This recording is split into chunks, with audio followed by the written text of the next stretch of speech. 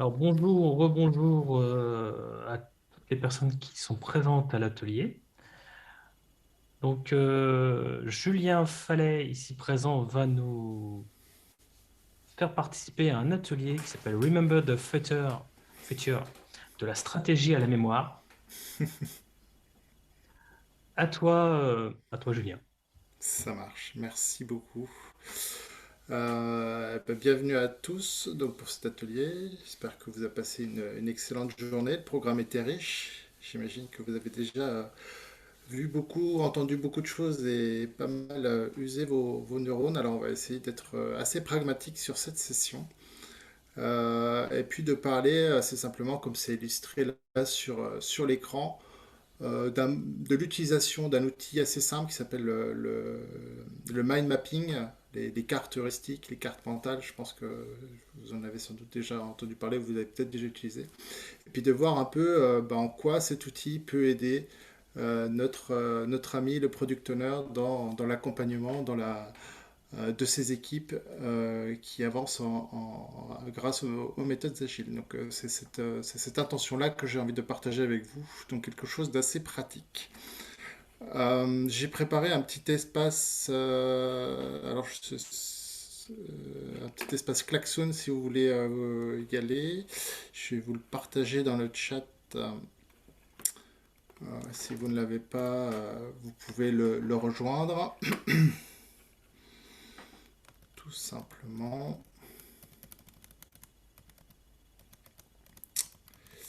Et vous allez vous retrouver sur cet espace numérique. Le but du jeu, c'est de vous donner un petit peu d'autonomie, de partager des choses et aussi d'apprendre un petit peu à savoir qui est derrière la caméra. Parce que comme on est dans cette époque où on a beaucoup d'interactions, mais à distance, on ne se voit plus beaucoup. En tout cas, les interactions sont changées. Donc, ce que je vous propose, si vous êtes connecté, c'est donc là, je vous ai positionné autour de l'image. Je vais arrêter le suivi, comme ça vous serez assez libre dans cet espace-là.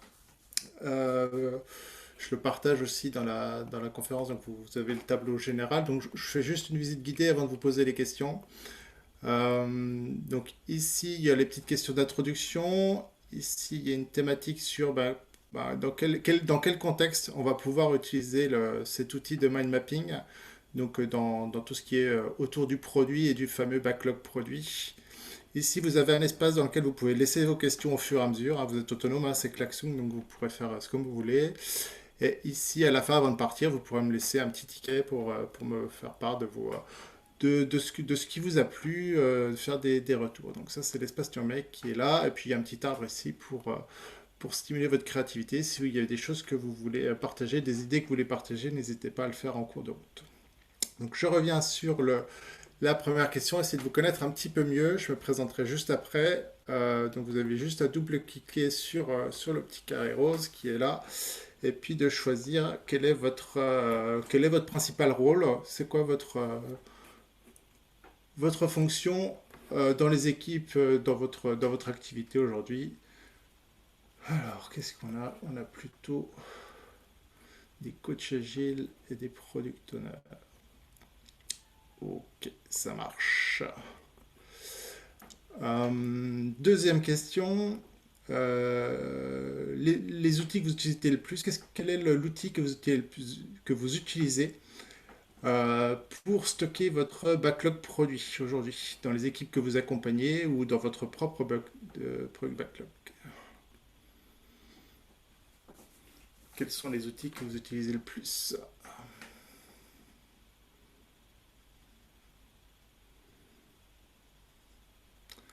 Alors, on a Octane, GitLab, Jira, Trello. Ok, super. Weekend. Et puis, dernière question. Euh, Votre backlog produit, si vous deviez le qualifier, quel est l'adjectif qui vous vient ou quels sont les adjectifs, tous les adjectifs qui vous viennent? Est-ce que c'est comment vous le qualifieriez votre backlog produit aujourd'hui ou généralement dans quel état est votre backlog produit? touffu, le bazar, ok. Éparpillé. Ok, ça marche. Merci à vous. Ah, prioriser. Bancal. Flou. Ok, ça marche. Bon, on reviendra un petit peu plus tard sur cet espace-là. Merci beaucoup pour vos partages colorés. Ouais, c'est pas mal coloré aussi. Alors, je reviens sur la partie présentation. Je me présente très rapidement. Je suis coach agile, j'accompagne effectivement les équipes. L'agilité, on a vu que c'était une capacité au niveau de l'équipe. Donc c'est là ma principale activité, c'est d'accompagner les équipes à mettre en œuvre les bons outils, les bonnes postures, les bonnes pratiques pour arriver à sortir les meilleurs produits de la meilleure des façons et que dans un environnement dans lequel les équipes se sentent bien. Alors tout ça, ça vient toucher évidemment à la dimension produit, ça vient toucher à la façon dont on ressent le changement, la transformation, ça vient toucher au management, au leadership, beaucoup de choses finalement. Du développement logiciel, finalement, on va retrouver beaucoup d'impacts beaucoup plus loin, qui vont aller beaucoup plus loin que la simple réalisation du logiciel. Il y a beaucoup de coachs agiles autour du point, donc effectivement, vous en avez bien conscience. Donc cet accompagnement, de la formation, de la facilitation, tous ces outils sont à disposition des équipes pour les aider à avancer et à cheminer sur leur propre chemin en prenant compte de leur contexte. Donc, au-delà de cette présentation, je vous propose un petit jeu, un petit exercice tout simple. Vous avez là les attentes des utilisateurs. Et ce que je vous propose, il y a 5 phrases. C'est est-ce que vous arrivez à, et là je vous propose de le faire dans le chat, à retrouver les 5 phrases qui sont proposées là. Donc j'ai pris toutes les lettres, je les ai mélangées et je les ai redisposées sur l'écran totalement au hasard. Est-ce que vous arrivez... Est-ce qu'il y a des mots qui vous apparaissent? Est-ce qu'il y a des choses que vous arrivez à lire dans ces phrases-là? Je vous partage la vision, hein, le texte qui est là, c'est vraiment les attentes des utilisateurs, comment on y répond dans une approche lean. Est-ce que ça parle à quelqu'un? Non, c'est un petit peu difficile, j'avoue. Donc ce que je vais vous proposer du coup, c'est, je vais simplifier. Je vais, plutôt que de vous donner les 5 phrases mélangées, je vais vous donner chacune des phrases. Mais bon, effectivement, j'ai toujours mélangé les lettres. Mais on les a réordonnées phrase par phrase. Alors, est-ce que vous arrivez? Est-ce qu'il y a une phrase? Quelle est la phrase qui vous parle le plus? Est-ce que vous arrivez à déchiffrer, à retrouver le sens des lettres qui sont là? Exactement. On a 5 phrases. On avance. Non, c'est dur, hein. Allez, on avance, on se focalise. On va prendre qu'une seule phrase, la première. Et du coup, je vous ai mis les 4 mots.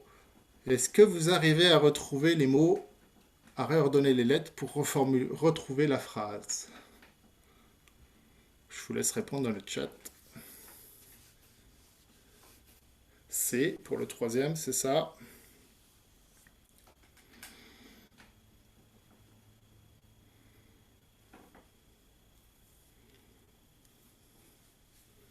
Entièrement.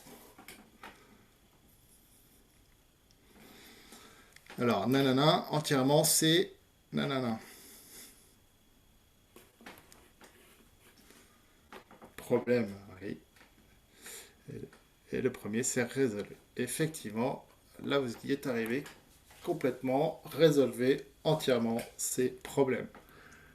Donc, vous voyez l'exercice, quand on est quand on a que les lettres qui sont tout éparpillées et qu'on a perdu toute la structure qu'il y a autour qui donne le sens finalement, qui contribue à donner du sens à ces lettres-là, eh bien c'est très difficile de retrouver le sens des phrases. Alors, pourquoi je vous propose ce petit exercice? Je vous laisse y réfléchir un petit peu de votre côté. Vous pouvez me dire un petit peu à quoi ça vous fait penser dans le chat. C'est justement, dans, enfin, ça reprend un peu les termes que vous avez utilisés pour qualifier vos backlogs. Je vais les réafficher. Euh, ce que je vous ai affiché, les lettres un petit peu dans le désordre, c'était un peu le bazar, c'était éparpillé, c'était flou, c'était un peu touffu et on avait perdu un peu le sens de tout ça. Donc ça ressemblait à un backlog tel qu'on peut en rencontrer dans certaines équipes, en tout cas celui qu'on retrouve dans certains temps. Donc imaginez ce que ce serait si jamais vous achetiez un livre dans lequel on a enlevé toute la notion de chapitre, toute la notion de paragraphe, toute la notion de phrase, les notions de mots, de syllabes. En fait, tout ça, on l'enlève, on mélange toutes les phrases, tous les mots, toutes les lettres. Et puis, vous avez acheté le livre, vous avez bien toutes les lettres qui composent le livre. Donc, normalement, vous êtes en capacité de pouvoir le lire, mais en fait, non, c'est pas possible. Et bien, c'est un petit peu ce qui nous arrive à nous quand on fait quand on a ce backlog produit. Euh, c'est pour ça que cette proposition d'utiliser le mind mapping, ça peut nous aider à mieux comprendre, à mieux conserver la structure. Parce que notre problématique, si je pars d'un produit ici au centre, qui est là, alors on va avoir peut-être des features ici sur les premiers niveaux qui vont définir les premiers éléments. Après, on va découper en plus petites user stories qui vont être ici, qui vont composer voilà, les user stories qui vont permettre de développer telle et telle feature. Mais en fait, on va être amené à découper de plus en plus fin et tous les éléments, quel que soit leur niveau, que ce soit le niveau 1, le niveau 2 ou le niveau 3, ça va être des user stories. Tout va s'appeler user story, on va tout retrouver au même niveau. Donc on va se retrouver assez rapidement avec des choses qui sont assez disparates, assez touffues, et on peut perdre un petit peu le sens de tout ce que l'on essaye de faire, alors que au contraire, un backlog produit, il est là pour amener, pour guider, pour représenter la stratégie du produit et pour toujours faire en sorte que le sens soit le plus visible possible. Alors qu'est-ce qui fait qu'on en est là? Alan Kelly parlait tout à l'heure de la user story comme item de travail. Pourquoi? Parce que c'est celui qui reste centré utilisateur, qui amène de la valeur, qui permet à l'équipe de voir ce qu'il y a réalisé et qui crée qui est le sujet d'une conversation. Donc c'est un petit élément qui définit ce que l'on veut voir, comment on teste ce qu'on a fait, que l'équipe elle est capable d'estimer ce qu'il y a à faire dessus s'il y a besoin, et il y a une valeur. Chaque user story va amener de la valeur à la fin. Donc le fait d'avoir ces user stories-là va nous permettre d'obtenir un backlog produit. Le user story, c'est l'élément. Le backlog produit, c'est ce qui va contenir l'ensemble de ces user stories. Et si je reprends l'exemple de mon livre tout à l'heure, en tout cas des différents niveaux, on va avoir en bas, j'ai mis des grosses user stories qui n'ont pas été très détaillées, qui sont plutôt d'une gravité forte et peu détaillées sur lesquelles on a peu engagé de travail. On va avoir un deuxième niveau qui représente les éléments sur lesquels on est en train de travailler, qu'on est en train de découper. Et puis on a un troisième niveau, ce sont les user stories qui sont prêtes. L'équipe, dans son ensemble, vient piocher dans ces éléments-là qui sont clairement définis, qui sont OK pour elle. L'équipe a dit je suis serein pour pouvoir travailler sur ces éléments-là. Et on va travailler sur ces éléments-là. Donc on a une notion de court terme ici, de moyen terme et de long terme. Donc ce qui va nous inviter à découper en petites user stories à chaque fois, c'est que effectivement notre équipe, elle va procéder par itération. Donc elle va faire des petites escales. L'équipe et l'embarque, ils sont tous ensemble. Ça a encore été rappelé par Alan Kelly. C'est ensemble, on va avancer. On va se définir quel est notre cap, qu'est-ce que l'on embarque, qu'est-ce que l'on est en capacité de faire. On ne va pas en mettre plus. Hein. Si notre bateau il est plein, on n'en met pas plus parce que sinon on n'arrivera pas à destination. Donc qu'est-ce qu'on arrive à faire à chaque itération? Donc justement, le fait de travailler de cette façon-là, itération par itération, sur des petits éléments, ça va amener à créer un certain nombre de user stories. Il va y en avoir beaucoup. et on peut être amené à perdre un petit peu le fil de de ce sur quoi on va travailler. Euh, une autre importance dans le fait de découper, c'est aussi d'arriver à extraire des éléments que l'on a réalisés, ce qui a vraiment de la valeur de ce qui n'en a pas. Comme je disais, sur la user story, on va retrouver cette notion d'effort. Quel est l'effort? Alors l'effort, ça peut être du temps, comme ça peut être de la complexité. C'est deux dimensions différentes. Puis la valeur aussi, qu'est-ce que ça va apporter, en quoi ça apporte de la valeur à notre client, qu'est-ce qui est vraiment important. Et ce ratio entre la valeur et l'effort va donner un retour sur investissement qui va permettre justement au product owner d'essayer de choisir ce qui est important, ce qui est le plus important qu'il faut faire en premier de ce que l'on fera un petit peu plus tard. Donc tout ça pour dire euh, que cette notion de backlog produit et de user story, donc la user story c'est l'élément qu'on va retrouver dans le backlog produit, et puis cette intention de travailler ensemble, itération après itération, ça va créer un environnement dans lequel, au final, on va devoir de toute façon travailler avec énormément de petits éléments, de petits items de user story qui vont avoir un niveau différent. Et ça, pour ça, les outils qu'on utilise, que vous avez cités, hein, Jira, Octane, Wecan, ce sont des très bons éléments qui permettent de faire des très bons outils qui permettent de suivre la réalisation, mais qui ne permettent pas forcément de conserver la structure, en tout cas d'avoir un élément sur lequel on peut travailler, partager avec le client et puis avoir des discussions intéressantes. Alors, ce qu'on se retrouve, ce avec quoi on va se retrouver, au final, c'est que dans nos outils, on va retrouver beaucoup les éléments qui sont feuilles ici, et on va perdre toute la structure qu'il y a à l'intérieur. Alors, si j'essaie de zoomer un petit peu plus, vous pouvez vous reporter, si vous le souhaitez, sur le comment ça s'appelle, sur sur Klaxoon, vous avez la même image ici sur Klaxoon que ce que je montre à l'écran. Euh, Pourquoi la user story, le but, c'est justement de créer des éléments qui sont OK pour l'équipe, qui sont embarquables sur une itération. Et itération et pré-itération, on va travailler sur ces user stories. Cependant, il y a tout un chemin, tout un cycle de vie qui va amener à la création d'une user story. Alors ici, je vous ai donné la référence d'un article de Claude Aubry qui parle justement de tout ce voyage de la vision à la user story et que l'on retrouve sur ce schéma-là qui nous amène justement, on part de la vision et on arrive jusqu'au backlog et on voit on est centré sur la problématique au départ. Et puis, on utilise tout un tas d'outils comme l'impact mapping, comme les innovation games, le story mapping, et puis le backlog, pour finir, qui contient mes stories. Et puis, mes éléments, du coup, ils changent un petit peu de nature. Au début, on parle de l'objectif, du but. On passe par le user, les acteurs. Quel est l'impact qu'on va avoir par rapport à eux? Et puis là, on vient définir cette notion de features qui va être ensuite déclinée quand on va rentrer dans le domaine de la solution, ici, par des user stories. Donc c'est tout ce chemin-là qui va nous emmener à réfléchir ensemble, parce qu'encore une fois, l'idée c'est tous ensemble, l'équipe réfléchit justement à ce trajet-là, comme ça tout le monde est amené à apporter ses idées et à proposer des choses. Euh, je vais essayer de représenter ça de manière assez simple.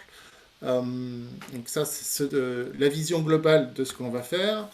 Et puis on va rester centré sur le story mapping. C'est sans doute un outil que vous utilisez déjà et que vous connaissez bien, euh, qui nous aide à structurer justement notre réflexion et à identifier quelles sont les grandes étapes de notre parcours client, euh, définir quelles sont les interactions que notre client va avoir avec notre système, quelles sont les grandes fonctionnalités qui vont être intéressantes.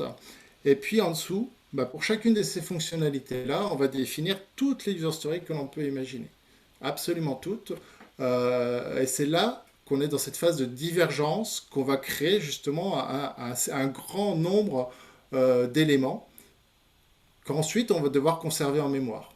Donc ici, on a la stratégie, c'est de se dire, on va apporter une réponse à notre utilisateur qui va apporter une réponse à ses problématiques, on va lui apporter une solution. Et puis ici, on a toute la mémoire de ce que l'on va avoir à réaliser pour apporter cette solution. Toujours pour rester avec l'utilisateur, ce qu'on va se poser comme question, c'est comment je fais pour le garder impliqué tout au long de ma démarche. Mon équipe, elle va avancer à un rythme de 2 semaines. Il faut qu'elle soit là, il faut que l'utilisateur il soit impliqué dès le début et puis on veut le garder tout au long. Comment je fais pour lui apporter dès le départ des éléments qui sont plus intéressants? Parce que si à la première démo, par exemple, je ne lui présente comment dire, que l'écran de connexion ou des choses qu'on retrouve dans toutes les applications, c'est pas pour ça qu'il va se redéplacer par la suite. Donc je vais essayer de prioriser justement les éléments sur lesquels je vais travailler, donc tous ceux qu'on avait dans notre story mapping, et de les prioriser par rapport à l'impact que je vais avoir par rapport à mes utilisateurs. Notamment, peut-être que je vais cibler certains utilisateurs en premier, et justement, je vais m'appuyer sur ces premiers utilisateurs pour valider les différentes hypothèses que j'ai formulées et puis avancer en fonction de choses réelles, d'hypothèses qui sont validées et qui nous permettent justement de construire les bonnes choses. Alors tout ça, je l'ai illustré de cette façon-là, en reprenant une image qui est assez connue de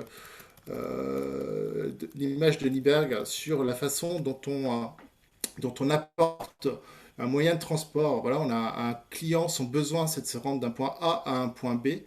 Quelle est la plus petite chose que je peux lui mettre à disposition pour pouvoir répondre à ce besoin-là?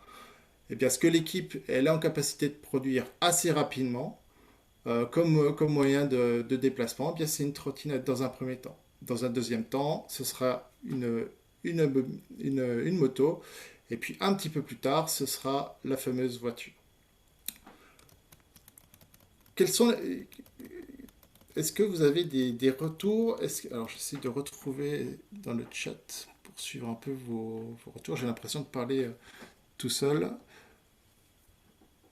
Est-ce que vous avez des questions? Est-ce que vous utilisez de temps en temps cette image de la voiture et quelles sont les réactions que vous avez par rapport à ça?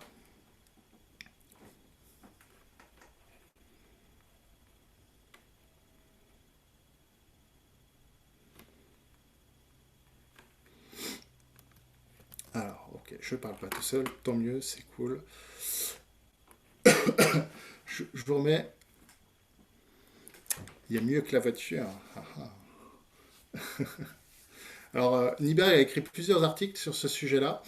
Et il y en a où il explique vraiment pourquoi sa métaphore, parce que c'est une métaphore qui peut être un peu interprétée de plusieurs façons. En tout cas, moi, j'aime bien les discussions que cette métaphore provoque. Et dans un de ses articles, il dit bah, on peut faire mieux que la trottinette. On peut déjà donner à l'utilisateur, au client en tout cas, un ticket de métro, et ça lui donne un moyen de déplacement. Après, ça permet déjà d'apprendre quelque chose, qui est encore plus petit qu'une trottinette, si on vous le demande. Ok, alors, donc je vous ai remis la vision un petit peu générale.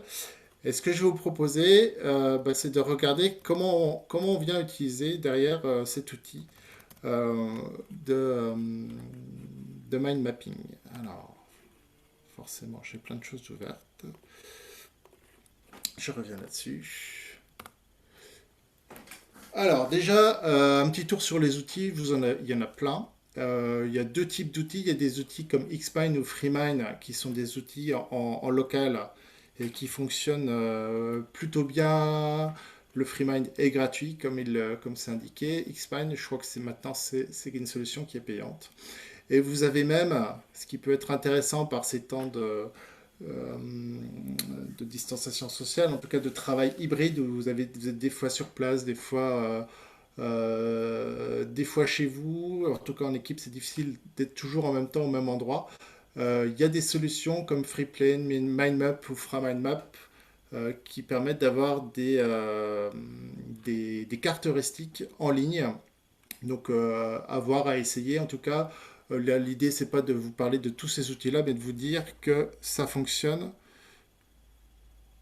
Ah, vous pouvez allumer votre caméra, il n'y a aucun souci. Ce sera avec plaisir. Je me sentirai moins seul. C'est mieux comme ça, du coup? Ouais, super. Merci à vous. Bonne suggestion. Alors, donc là, si vous avez, j'ai oublié de vous le dire au début, si vous avez une feuille sous la main, de quoi noter, l'idée c'est de vous que vous fassiez l'exercice pour vos propres produits, essayez de voir un petit peu comment ça fonctionne et comment vous pouvez jouer avec cet outil-là. Donc moi j'ai pris un exemple tout simple. Je vais faire un site de e-commerce. Vous imaginez Amazon, mais en mieux, hein, parce que c'est nous qui allons travailler dessus, donc ça va être beaucoup mieux. Euh, Vous allez donc au centre mon produit et là ce sont si je reprends un petit peu l'outil de story mapping, ce sont les grandes étapes que j'ai identifiées qui sont nécessaires pour moi pour avoir un site qui assure ses fonctions. Donc en tout cas, c'est ce à quoi je pense au départ. Donc il faut que je puisse sélectionner des produits dans un catalogue, il faut que je puisse régler ma commande, diffuser de l'information. J'ai envie de créer des partenaires, j'ai envie que mon utilisateur puisse sauvegarder ses envies, assurer le suivi de commande, parcourir le différent site et j'ai envie aussi de fidéliser mes clients. Je fais même des fautes d'orthographe, ça c'est magnifique. Alors, ça c'est le premier niveau, et comme j'ai dit, si je reprends ma présentation de tout à l'heure, ça c'est le niveau jaune que j'ai représenté là, et puis bah, en violet, je vais avoir les éléments qui vont venir compléter. Donc sur chacun de ces éléments, je vais pouvoir définir des éléments qui sont un petit peu plus détaillés ici. Donc hop, petit à petit, on voit assez vite bah, qu'on va se retrouver avec pas mal d'éléments qui vont apparaître. Euh, Si je prends régler ma commande, bah, je peux régler soit par chèque, par PayPal, j'ai plein de moyens différents qui vont me permettre de régler par chèque, de régler ma commande. Par contre, je n'ai pas forcément besoin de tout implémenter dès le départ. C'est là où on met en place un petit peu l'idée de l'impact mapping. Qui est-ce que je vise? Si je vise plutôt un public jeune et dynamique, bah, je vais plutôt privilégier des moyens payants qui correspondent à leur profil. Donc par exemple du PayPal ou du Bitcoin, j'en sais rien, enfin, si c'est cette cible-là que je cherche. Si je cherche une cible beaucoup plus ancienne, peut-être que je vais prendre d'autres, je vais privilégier mon développement de commencer par quelque chose d'autre qui correspond plus à la cible des utilisateurs que je vise. Ensuite, ce que je vais faire par rapport à ça, c'est me dire qu'il y a des éléments parmi tout ça. Un des intérêts du story mapping, pardon, c'est bien aussi d'identifier une première solution qui vient à répondre à un parcours client. Donc, ce que j'ai représenté là, ici, alors j'ai pris le parti de mettre un point d'exclamation pour mettre en avant les user stories qui font partie de ma fameuse trottinette. Et ce sont ces éléments-là. Je me dis que si je peux consulter la fiche produit, ajouter un produit au panier, pour avoir un premier mode de règlement, accéder à ma page d'accueil, que mon client puisse créer son compte et définir son adresse postale, qu'il puisse ensuite demander un retour pour lui apporter des garanties pour qu'il ait confiance et qu'il avance bien, et qu'il puisse éditer une facture. Avec tout ça, je sais que je suis OK et que je peux ouvrir mon site. Donc du coup, cet outil-là, cette représentation-là, va me permettre d'accompagner mon équipe et de mettre en avant ce qui a de la valeur par rapport à ce qui en a un petit peu moins, d'aider à la construction. Oui, Ben, tu veux... Yes, en fait, je voulais demander, en fait, du coup, là, les items que tu as dans les différentes branches, en fait, ici, tu les as capturés grâce à l'impact mapping ou au story mapping ou pas du tout? Ou pas du tout, Ok. ni l'un ni l'autre, en fait? c'est ça. Tu commences par le story mapping. Alors c'est une façon de faire, hein, c'est pas Oui, oui, oui. comme en mode agile, il y a plein de façons de faire. On commence par un story mapping qui permet justement de- d'avoir ce parcours client et d'avoir l'exhaustivité sur tout ce qu'on pourrait faire, d'accord? Et puis à l'aide de l'impact mapping, en ciblant vraiment ce qu'on voudrait faire en premier, quel est l'impact que je veux avoir, eh bien je vais pouvoir faire apparaître quelle est la ligne, c'est quoi ma trottinette pour l'équipe qui est là. Donc je fais ma priorisation en songeant à quel est l'impact que je vais avoir et quel est le public que je vais viser. Voilà, c'est une Merci. proposition. Et du coup, on se retrouve avec ce fameux backlog produit qui, avec sa structure. Et par exemple, là, j'ai mis à lister les produits. Ben, on voit que lister les produits, ben, ça ne tient pas sur une seule. Donc, il faut que je définisse des plus petites user stories. Et quand je vais travailler avec l'équipe sur quelle est la solution, comment on le met en place, il y a de grandes chances que payé par PayPal, ça soit encore subdivisé en plus petites user stories jusqu'à ce qu'on atteigne la taille qui permette à l'équipe de s'engager, de se dire oui, ces user stories-là, elles sont OK pour moi, elles sont suffisamment petites pour pouvoir être embarquées sur un site. OK? Donc pour résumer, pour reprendre ce que tu disais, Ben, euh, c'est vraiment comment je fais pour m'organiser par rapport. Alors, je suis en train de. Voilà, je vais la retrouver. Comment je fais pour m'organiser pour définir mon premier backlog et pour. C'est ça qui est important, c'est ça que apporte le mind mapping pour conserver la structure de mon produit.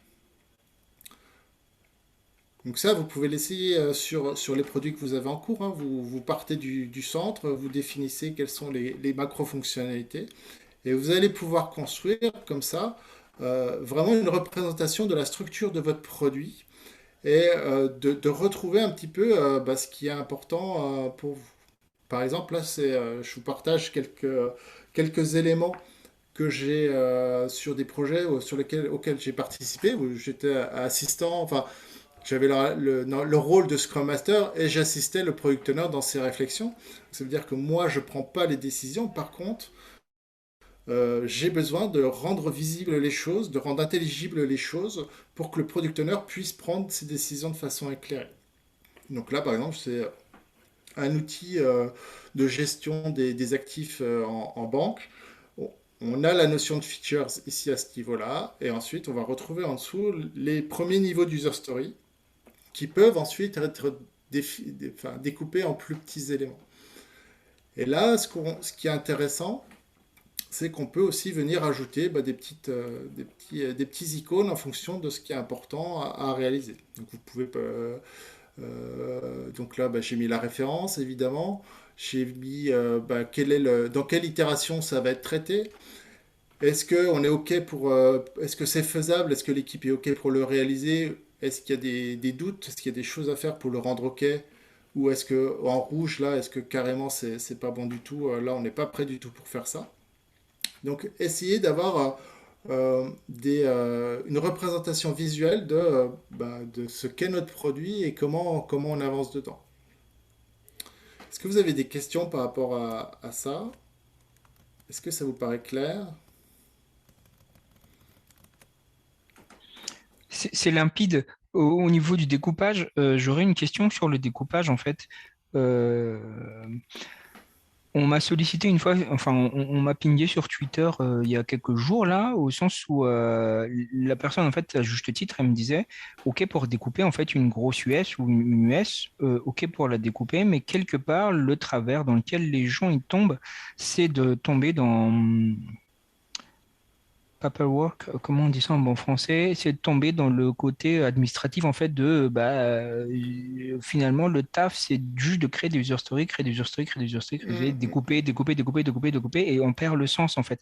Et quelque part, je lui ai répondu qu'en fait tu vas découper pour retrouver finalement la valeur qui va être la plus petite, qui va apporter directement à ton utilisateur mais pas juste apporter de la valeur, c'est vraiment la valeur que ton utilisateur va tout de suite adorer. Est-ce que t'en penses quoi de ça? Ben, Est-ce qu'il faut découper jusqu'à avoir du taf juste pour une demi-journée et en tant que développeur, je suis super content? Ou est-ce que c'est plutôt effectivement ce côté most lovable product, du coup on, en contraste au MVP? on revient à l'intention d'embarquer notre utilisateur et qu'il soit au centre de nos réflexions. Donc forcément, ce qu'on veut, Ok, c'est que User Story, c'est notre item de travail, c'est le plus petit item de travail. Et il faut que ça apporte quelque chose à l'utilisateur. Si je veux que la personne elle revienne à la hmm, démo, tout le travail que je fais, il est centré sur ça. Et donc, l'idée, c'est pas de faire des trucs au niveau de la tâche. ouais. On garde des user stories qui sont OK pour être embarqués par une équipe pour avoir, je sais pas, 12, 15 user stories dans une itération de 2 semaines. Voilà, enfin, c'est un ordre d'idée. Après, ça varie forcément. OK, 10 minutes, c'est parfait. Euh, Donc ça, c'est un exemple. J'ai un autre exemple ici, ça c'est pour travailler sur un outil de MOOC pour Orange. Euh, Même façon, voilà, c'est un petit peu plus loin dans ma réflexion. Comment je fais pour avancer? Qu'est-ce que je représente? On va retrouver la notion de, d'identifiant, un titre, plus que en tant que, hein, évidemment, quelque chose qui permette de parler, mais donc ça permet de parler à l'outil, ça permet de parler entre nous. L'idée, c'est quand même d'avoir des discussions entre personnes, donc il faut que ce soit compréhensible. On retrouve aussi tout l'éventail des fonctionnalités. Et puis, ce que j'ai rajouté, c'est un petit icône qui représente dans quel état est la user story. Un truc un peu plus explicite que ce que j'avais avant sur le feu rouge, feu vert. Et je vais vous expliquer pourquoi juste après. Et là encore, je reprends inspiration de notre maître français Claude Aubry sur la façon de piloter le backlog. Vous avez peut-être déjà entendu parler comment ça s'appelle, des bacs de culture. Et du coup, ça fit très très bien avec ce qui est proposé à ce niveau-là, dans le sens où, euh, en fait, les petits icônes représentent dans quel bac je suis. C'est finalement mon backlog produit qui est là, que vous voyez ici. On retrouve la partie ici, je l'ai inversé, hein, mais on retrouve la partie finement détaillée, en travail, et puis juste collecter les informations. Eh bien, en fait, on va le visualiser, on va séparer finalement l'outil qui sert à l'équipe à piloter son itération, dans lequel on ne va retrouver que des éléments de type user story, finement définis et prêtes. Et puis, on va utiliser au niveau du product owner justement un outil qui lui permette de visualiser son process de maturation, qui lui garantisse qu'à chaque début d'itération, quand l'équipe elle a fini son itération, elle arrive, elle va faire la planification de la suite, eh bien il y a les bons éléments qui sont prêts et qui vont lui permettre de faire le meilleur choix possible pour l'itération et du coup d'avoir la meilleure démo possible. Et comment faire ça? On va revenir un petit peu en amont, avoir un bac de collecte qui permet de prendre toutes les idées, tous les feedbacks. Hein. Je rappelle qu'un backlog, c'est pas quelque chose, c'est pas du first in, first out. Hein. Au contraire, on cherche la valeur, donc c'est pas parce qu'un élément est rentré le premier qui va passer devant quelque chose qui a plus de valeur. Donc le product owner va choisir quels sont les éléments sur lesquels il va porter son attention et l'attention de l'équipe pour affiner, définir, découper des plus petites user stories pour les rendre enfin prêtes à la réalisation. Donc ça, c'est ce que j'avais représenté ici dans ces petits icônes-là. Il y a des icônes là avec le petit check qui dit ça c'est ok, ça peut partir en réalisation. Il y a des éléments, c'est en maturation. Et puis il y a des éléments sur lesquels on n'a pas du tout investi de temps pour l'instant parce que c'est pas le moment de travailler dessus et on travaillera dessus plus tard. Donc là encore, ce sont des visions complémentaires. L'outil de mind mapping permet de représenter visuellement et de pouvoir partager simplement avec n'importe quel type de partie prenante, que ce soit l'équipe comme les utilisateurs, sur qu'est-ce qu'on est en train de faire, vers quoi on se dirige. Ok, donc ça c'est un type d'utilisation. Je ne sais pas si vous voyez d'autres utilisations.